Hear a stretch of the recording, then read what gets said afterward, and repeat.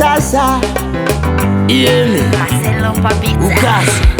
danyorera iwewe baby wangu, ndaimbira iwewe mudiwa wangu, nekuti wakanaka, nekuti ndinokudao, nekuti wakanaka,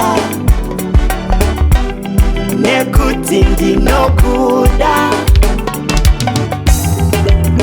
We mani tongo Ndideo mamoyo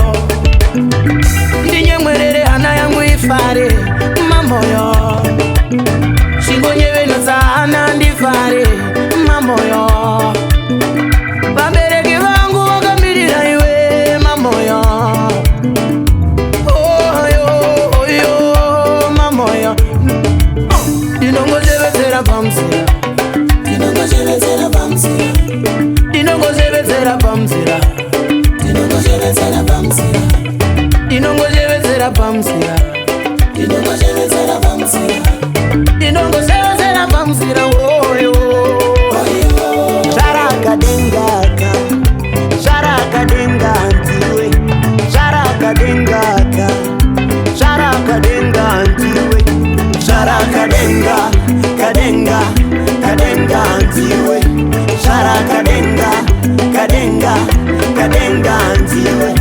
Ndakakuona kare kumusandi chifudza mombe, ndakakuona paye kumusandi chifudza mombe, uri wega baby, ndichifudza mombe, uchitsvaga uni, ndichifudza mombe, ndikati hesi ukati kona iwe batsi unongonyuka, inzwi rako rakanditora moyo, pera simba kutemwa nemusoro, chero mombe ndakadzikanganwa, zvarakadenga yandipinda muhana, ganda rakanaka, chiso chakanaka, maziso akachena kuti ngoyo semukaka. Yeme Dinongozebezera pamsira Dinongozebezera pamsira, Dinongozebezera pamsira dinongozebezera pamsira, Dinongozebezera pamsira dinongozebezera pamsira, Dinongozebezera pamsira oyo